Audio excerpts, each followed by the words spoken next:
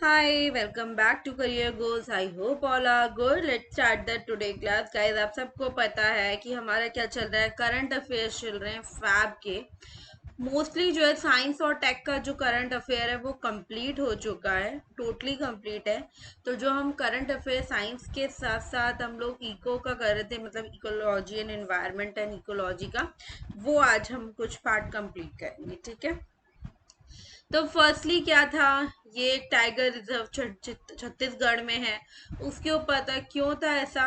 क्योंकि बहुत सारे लोग जो वहाँ पे रहते थे, वहाँ के गाँवों में उनको बहुत प्रॉब्लम हो रही थी। Like thousand of tribals living in the village located in the coral area of this, ठीक है। यहाँ पे जो भी कोरल एरिया है वहाँ पे वो प्रोटेक्ट कर रहे थे, डिमांडिंग था उनका।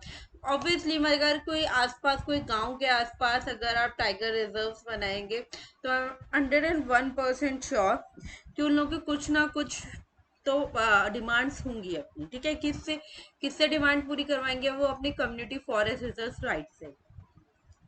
तो कम्युनिटी फॉरेस्ट रिसोर्सेज जो हैं, rights are given to the under the, किसके अंडर वो अपने राइट्स को करेक्ट करेंगे, किसके अंडर वो राइट्स देते हैं? वो देते हैं scheduled tribes and other traditional forest के, जो क्या है, जो एक्ट है 2006 का, ठीक है। जो टाइगर रिजर्व्स हैं, Aditya core and buffet category में हो गया, या बुफे की स्ट्रेटेजी हो गई। जो कोर एरिया है वो लीगल स्टेटस है नेशनल पार्क के लिए और अदर चीजों के लिए, where the buffer for peripheral area are a mix forest और the non forest land managed as a multiple use of the area. अब ये चीजें प्रोविजनली फॉरेस्ट एक्ट में क्यों आई, फॉरेस्ट राइट एक्ट में क्यों आई, क्यों सब हुआ, ये सब आपको पता है कि वहां पे लोगों को थोड़ा प्रॉब्लम्स हो सकती हैं, ऑब्वियसली है। जो फॉरेस्ट एरिया राइट है, जो एफआरए है, जो 2006 की बात है, रिकॉग्नाइज किया and vest the forest right occupation forest land in the forest dealing schedule tribal, जिसको हम लोग क्या बोलते हैं, FDST, और अदर कोई ट्रेडिशनल फॉरेस्ट ड्राइवर्स होते हैं जिनको हम लोग बोलते हैं OTFD, who have been residing in the search forest for the generation. Strength क्या है उनकी? The strengthen the conservation regime of the forest while ensuring livelihood and food security of the FDST and OTFT, ठीक है। उनका food का sources, उनके living तरीके का लिविंगहुड को मैनेज करना, इंश्योर करना, ये सब उनका वर्क है। ग्राम सभा जो है, ग्राम सभा एक अथॉरिटी है जो इनिशिएट करती है इस प्रोसेस को फॉर डिटरमाइनिंग द नेचर को डिटरमाइन करने के लिए, इंडियन फॉरेस्ट राइट को या कम्युनिटी फॉरेस्ट राइट के नेचर और एक्सटेंट ऑफ इंडिविजुअल्स को डिटरमाइन करने के लिए, और both that may be given to the FSD and the OTFD।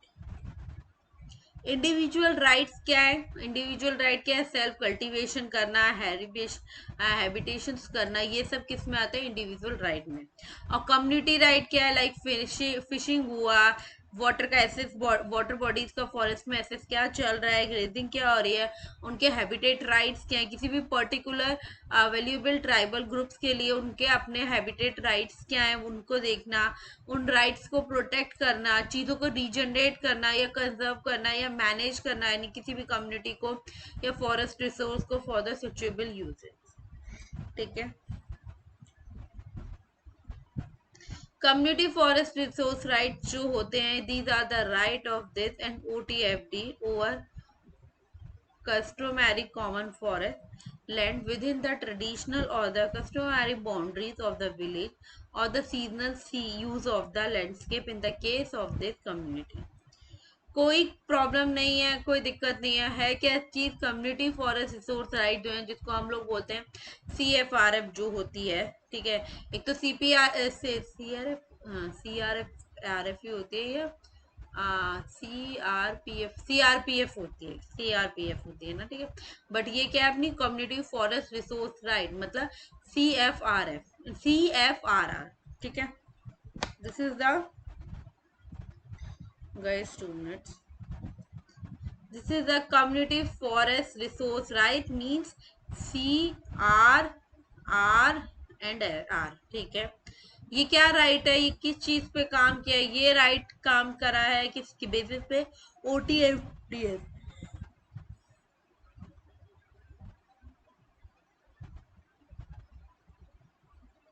And what is the meaning of a OTFT? OTFDS, other traditional forest. ठीक है, ये राइट जो है वो कस्टमी के कॉमन फॉरेस्ट का है, लैंड पर है विद इन द ट्रेडिशनल और कस्टमी बाउंड्रीज दोनों से रिलेटेड, विलेज के या सीजनल यूज जो हो रहा है लैंडस्केप का उससे रिलेटेड। ठीक है,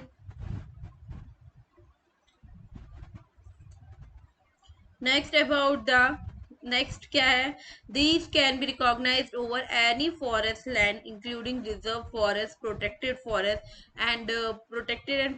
फॉरेस्ट, जैसे जितने भी नेशनल पार्क हैं इन सबको रिकॉग्नाइज करना, इन पे ध्यान देना, इनको प्रोटेक्ट करना, इन्हीं सारे टाइप के जितने भी फॉरेस्ट होते हैं उन पे इनका मेनली वर्क होता है। ठीक है, अब जो हमारा मेन पर्पस था जिसके बारे में हमने इतनी चीजें पढ़ी, उसका स्टैब्लिशमेंट कब हुआ था, ये उदामिंती टाइगर रिजर्व जो हुआ वो एग्जिस्टेंस किया कौन से ईयर में, 2008 से 2009 में।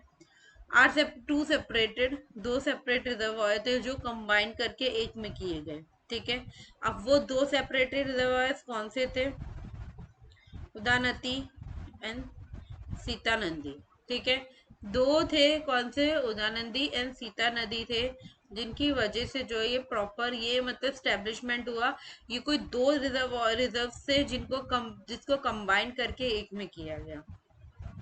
इकोलॉजी डाइवर्सिटी क्या है, ये कंटेन करते हैं बहुत सारे टाइप के फॉरेस्ट को। ठीक है, types of forest crop mix को किसके साथ, सेल फॉरेस्ट के साथ।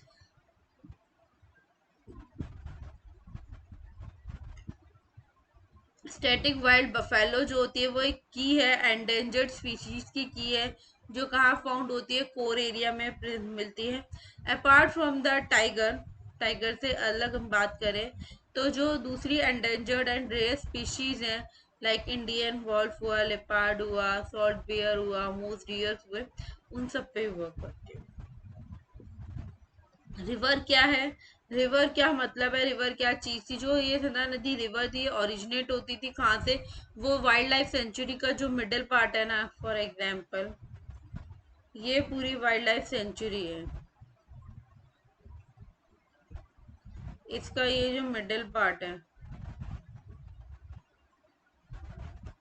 से होती थी। मतलब मैंने एक एग्जाम्पल दिया है आपको कि इस तरह की वाइल्ड लाइफ सेंचुरी हो सकती है। मेरे को कैसे नहीं पता कि वो किस शेप की या कैसे थी, मैंने एक जस्ट एग्जाम्पल दिया है आपको कि इस टाइप की हो सकती है। तो उसके मिडल से वो ओरिजिनेट होती थी रिवर, और जो नदी रिवर थी वो फ्लो करती थी वेस्ट टू ईस्ट को कवर अप करती थी, मेजर पार्ट को सॉरी मेनली तो वेस्ट टू ईस्ट वो ट्रेवल करती थी, और उसके मेजर पार्ट कौन सा होता था, उसका major part wild life sanctuary हुआ करता था। Other tiger reserve in Chhattisgarh या दूसरे टाइगर रिजर्व जो है उसके मेन पार्ट हुआ करते थे। क्लियर, तो आपको ये समझ में आ गया ये क्या है, ये एक नेशनल पार्क ऑफ छत्तीसगढ़ का, इसका आपके पास पूरा जिसमें स्टेट कैपिटल मेंशन किया है एक डॉट और उसके ऊपर एक सर्कल से, फिर नेशनल पार्क, फिर नेशनल हाईवे, फिर बाउंड्रीज वगैरह, इंटरनेशनल बाउंड्रीज ऑन ऑल।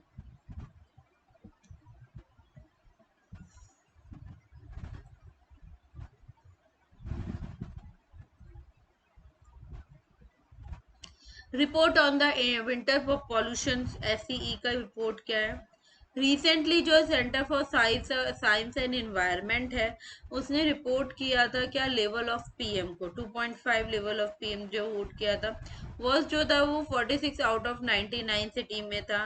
उस winter air was compared for the 2 year, 2 साल तक विंटर एयर को कंपेयर किया गया, 2020 से लेके 2019 और 2020 की जो थी।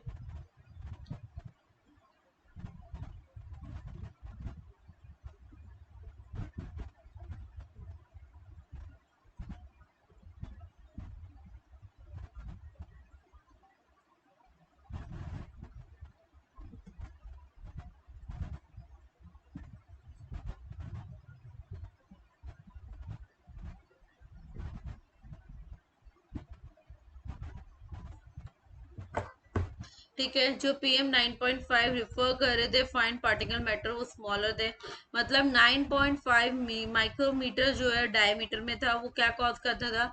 वो रेस्पिरेटरी प्रॉब्लम कॉज करता था, और उसकी वजह से जो है आप रेस्पिरेटरी प्रॉब्लम होती थी, और ऑल्सो क्या रिड्यूस होता था, आपके देखने की जो कैपेसिटी है, विजिबिलिटी है, वो कम हो जाती थी। ठीक है। It is in endocrine distributor. ये इफेक्ट करता था आपके इंसुलिन के सिक्रीशन पे, मतलब इंसुलिन के सिक्रीशन पे इफेक्ट करता था, इंसुलिन सेंसिटिव हुआ करता था, एंड दस कंट्रीब्यूट टू द डायबिटीज। किसको कंट्रीब्यूट कर रहा था? डायबिटीज को कंट्रीब्यूट करता था। ऐसी जो है ये पब्लिक इंटरेस्ट रिसर्च है। ठीक है। एडवाइजरी ऑर्गेनाइजेशन बेस्ड है न्यू दिल्ली के अंदर। It research into the lobbies for the communicate the urgency of the development. This is both situable and equitable. ठीक है। की पॉइंट्स क्या है, कीवर्ड्स क्या है? फर्स्ट, वर्स्ट परफॉर्मेंस क्या है? जो सिटीज है विद द वर्स्ट पॉपुलेशन, ठीक है, वर्स्ट पॉपुलेशन वाले जो सिटीज हैं, spikes in the 2020 over the 2019, included किसको? गुड़गांव हुआ, जिसको हम लोग गुरुग्राम बोलते हैं, लखनऊ, जयपुर, विशाखापट्टनम, आगरा, नवी मुंबई, जोधपुर, कोलकाता। ये मेजर सिटीज थी इस एरिया में जहाँ पे बहुत ज्यादा वर्स्ट पॉल्यूशन था।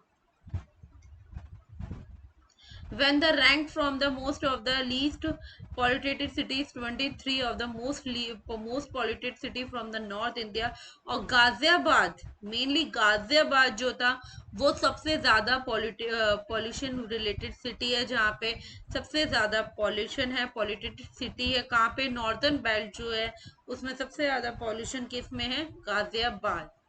बेस्ट परफॉर्मेंस क्या है? ओनली 19 है रेस्टिकेटेड में। ठीक है। जिनको इम्प्रूवमेंट पे डाला गया है, पीएम का लेवल जो है वो 2.5 लेवल है, उसमें से एक कौन सी है? चाइना है। They are the four many cities, only 4 cities. ठीक है। ये मैसूर हुआ, विजयपुरा हुआ, सतना हुआ। They have meet the national 24 hour standard. ठीक है। During the winter season. Satna है, ये सब एमपी के हैं। मैसूर है, वो कर्नाटका का है, वो क्लीनेस्ट सिटी है पूरी कंट्री में। सीजनल पीक लेवल पे आए जो 37 सिटीज हैं that are otherwise showing stable and decline seasoning average. Peak pollution level होता है राइजिंग करते सिग्निफिकेंटली ड्यूरिंग विंटर। ये इंक्लूड करता है औरंगाबाद, इंदौर, नासिक, जबलपुर, है ना, और भोपाल, कोची। ठीक है। इन सब में नॉर्थ इंडिया के अंदर जो दूसरी सिटी है जैसे दिल्ली हुआ, वो experience the reserve and that is increase the seasonal average but decline in the seasonal peak. मतलब अगर सीजनल टाइम है तो उनका पीक जो है वो बहुत ज्यादा होगा, और अगर नॉर्मल टाइम है तो उनका पीक जो है कम होगा। ठीक है। Next is causes of the spike in the winter pollution. क्यों? लॉकडाउन एंड रीजनल फैक्टर जो है in the after math of the lockdown, several cities जो है उन्होंने रिपोर्ट किया improve pollution level, but by the winter when a lockdown was significantly erased, pollution level have declined back to the pre-covid levels. Obviously जब आप लोगों को सबको पता है, न्यूज़पेपर में पढ़ा था या देखा था, जो लोग दिल्ली एनसीआर के हैं उन्होंने ये चीज क्लियरली विजिबल की होगी कि जितने टाइम के लिए लॉकडाउन लगा था, स्टिल वो फर्स्ट लॉकडाउन तो पूरा प्रॉपर लॉकडाउन हुआ करता था। लाइक आप अपने घर से बाहर नहीं निकल सकते हैं, घर से बाहर इन द सेंस आप लिटरली घर से बाहर नहीं निकल पा रहे हैं। उस टाइम पे पॉल्यूशन लेवल जो है बिल्कुल मतलब डाउन आ चुका था। हवा में वो पॉल्यूशन, वो डर्ट और वो प्रॉब्लम्स आपको फेस नहीं करनी पड़ रही थी। ठीक है। ऑब्वियसली मैं तो मानती हूँ नहीं करनी पड़ रही थी, बट जैसे वो लॉकडाउन ओपन हुआ, देन वही सारी प्रॉब्लम्स, वही सारे इश्यूज जो हैं वो आपको फिर से विजिबल होने स्टार्ट हो गए। I am from Ghaziabad. ठीक है। और मेरे को पता है कि दिल्ली और गाजियाबाद का कितना प्रॉब्लम होता है। ठीक है। कितना ज्यादा प्रॉब्लम होता है विंटर सीजन में। वो कोई स्नो, वो कोई कोहरा, वो ऐसा कुछ नहीं होता है जो इतना ज्यादा आप लोग को, हम लोग को ड्राइव करने में या कहीं जाने में मॉर्निंग टाइम में प्रॉब्लम होती है। वो सब पॉल्यूशन होता है। ठीक है। तो वही सब पॉल्यूशन कोविड जब लगा था, मतलब जब स्ट्रिक्ट लॉकडाउन लगा था, तब थोड़ा सा जो है वो नीचे आया था। बट जैसे ही कोविड से लॉकडाउन ओपन हुआ, नॉर्मल लाइफ लोगों ने अपनी जीनी स्टार्ट करी, तो वो पॉल्यूशन लेवल जो है वो दोबारा से अपनी पोजीशन में आने लगा। These underline the significant contribution of the local and the regional factor of the city pollution level. काम वेदर कब होता है? ड्यूरिंग विंटर, विंटर के समय में कूल एंड काम वेदर्स होता है, tribe and spike daily pollution, particularly कहाँ पे? नॉर्थ इंडियन सिटीज जो होती हैं वहाँ पे, जो लोकेटेड कहाँ है? इंडो गेनेटिक प्लान्स पे। इन 2020 के टाइम पे जो एवरेज लेवल है PM is 2.5 during the summer and monsoon month were considerably lower than the previous year due to the summer lockdown. जो विंटर में पीएम था, टेम्परेचर पॉल्यूशन मॉनिटर जो था वो 2.5 कंसंट्रेशन था, जो राइज हो गया कंपेयर टू द किसकी? 2019 की विंटर में जो है वो बढ़ चुका था। बेसिस ऑफ एनालिसिस क्या है? Data for the pollution control board, the analyse is a part of the air pollution tracker initiative to CSE। और किस चीज पे बेस्ड है? पब्लिकली बेस्ड है, पब्लिकली अवेलेबल बेस्ड है, ग्रैनुअल रियल टाइम डेटा पे। ठीक है, किस चीज के लिए? सेंट्रल पॉल्यूशन कंट्रोल बोर्ड के लिए। गाइस एक मिनट।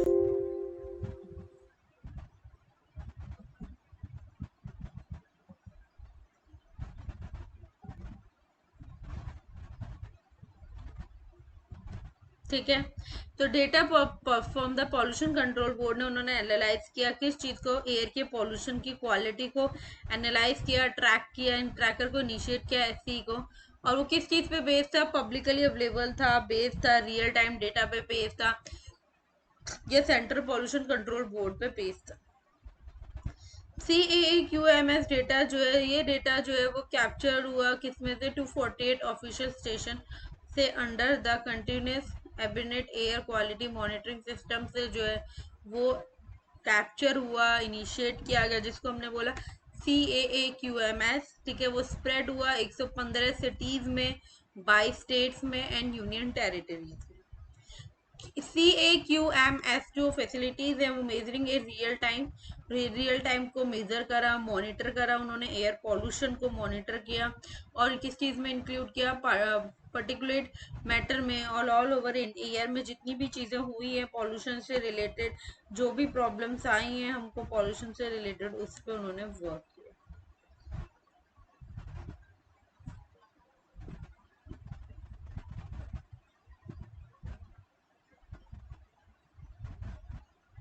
ठीक है, CAAQMS जो है उसकी फुल फॉर्म क्या है? इसकी full form is continuous ambient air quality monitoring system.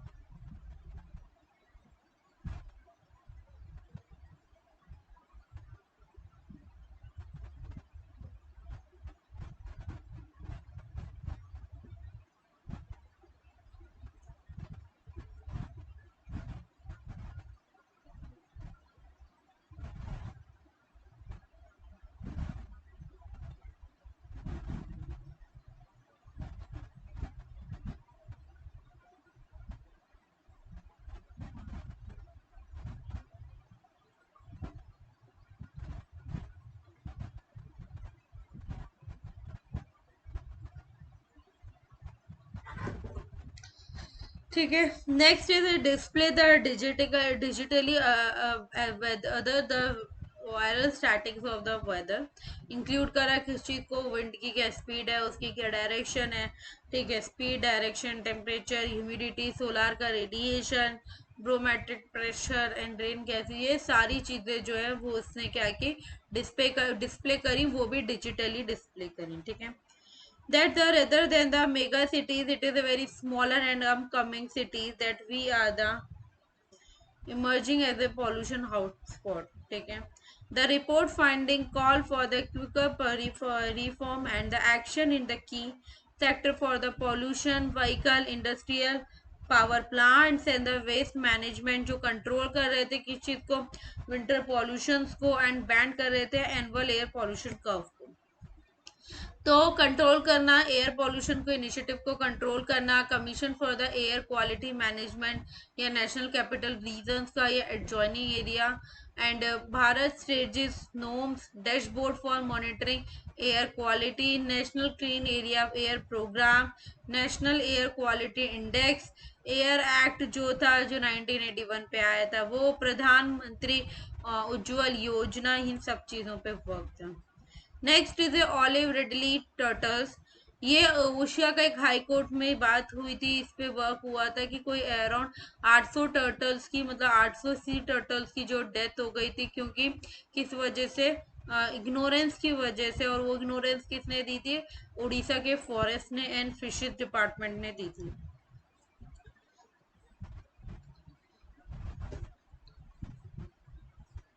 Features क्या है इस टर्टल्स के?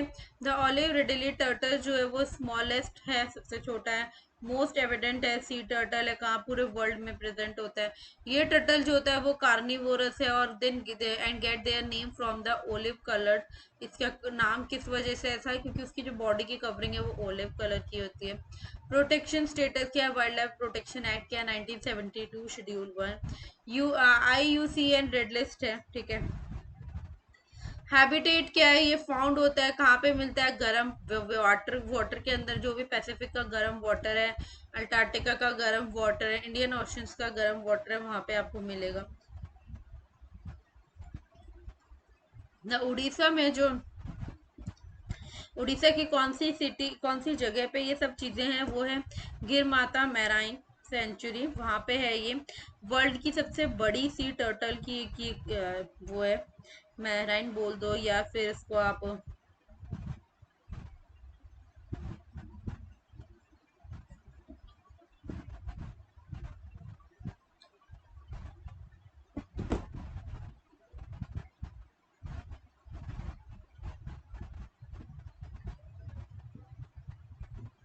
ठीक है, उसमें ये सब प्रेजेंट है। मास नेस्टिंग क्या है? This is the best.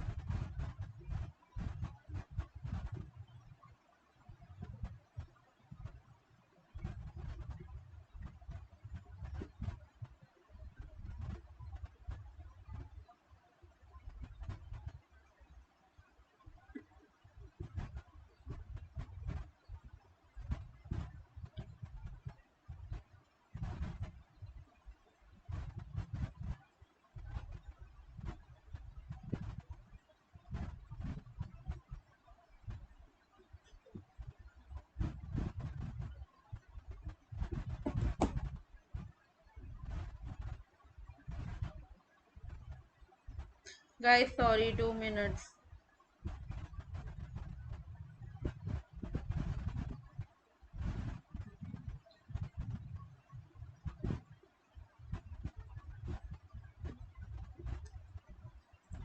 ठीक है, द बेस्ट वे है कि यूनिक मास नेस्टिंग के लिए, जिसे निबंडा बोलते हैं, थाउजेंड्स ऑफ फीमेल्स आती हैं एक साथ एक ही बीच पे और एग लेइंग का वर्क कंप्लीट करती हैं। और ये जब एग ले after the period of time 5 to 7 days में जब ये हो जाते हैं, conical nest about 1.5 feet deep हो जाती हैं और डिक करती हैं, हिंड फ्लिम्पर्स होती हैं, ठीक है।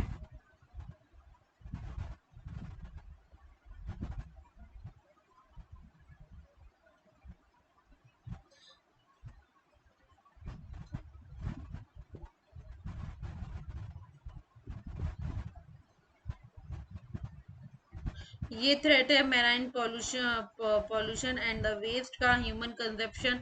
They are existing pause for the meat, shell, leather and the egg.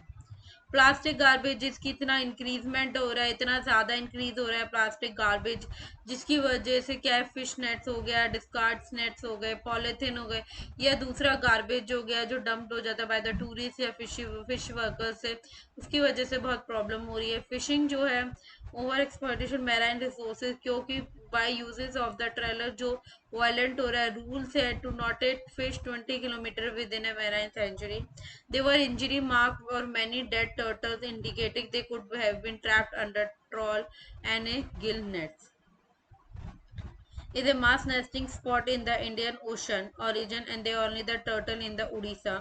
सबसे बड़ा लार्जेस्ट नेस्टिंग बीच जो है ऑलिव रेडी सी टर्टल का, Garinantha was declared a turtle sanctuary in 1997 by the Odisha government after considering its ecological importance and as a part of effect of the sea turtle. ठीक है, man century क्या है, one of the 3 part हैं national parks के, और उसमें 2 include हैं। ठीक है, ये 2 क्या है, एक नेशनल पार्क इंक्लूड है एंड एक वाइल्ड लाइफ सेंचुरी इंक्लूडेड है। क्लियर? आई होप सो कि आप लोगों को यहाँ तक का जो करंट अफेयर्स है वो क्लियर होगा। ठीक है, बाकी गाइस जो भी बचा हुआ है, आई थिंक अब इतना कुछ नहीं बचा है फैब के मंथ का। ठीक है, अब हम नेक्स्ट मंथ का स्टार्ट करेंगे। नेक्स्ट मंथ का जो भी होगा देखते हैं, अभी मेरे को इतना क्लियरली याद नहीं है कि कौन सा बचा है कौन सा नहीं बचा है। अगर बचा है तो फर्स्टली उसको कंप्लीट करेंगे, अगर नहीं बचा होगा तो नेक्स्ट मंथ मतलब मार्च का हम लोग स्टार्ट करेंगे। ओके गाइज, तो thank you so much for watching my videos, watching my lecture. Hope so आप लोगों को सारी चीजें क्लियर होंगी। अगर किसी को कोई भी प्रॉब्लम है प्लीज कमेंट बॉक्स के अंदर कमेंट ड्रॉप कर दीजिए। एंड स्टूडेंट्स प्लीज आप लोगों से रिक्वेस्ट है, अगर कोई भी ऐसा स्टूडेंट है जो nutrition related, food nutrition dietary related भी वीडियोस चाहता है, पीडीएफ वीडियोस चाहता है, ये वीडियोस चाहता है, ये पीडीएफ नोट्स चाहता है, तो प्लीज कंफर्म करिए कमेंट बॉक्स, जिससे जो है मैं आपको वो भी प्रोवाइड कर सकूँ। Thank you so much guys for watching my videos and watching my lecture. Thank you so much and bye and take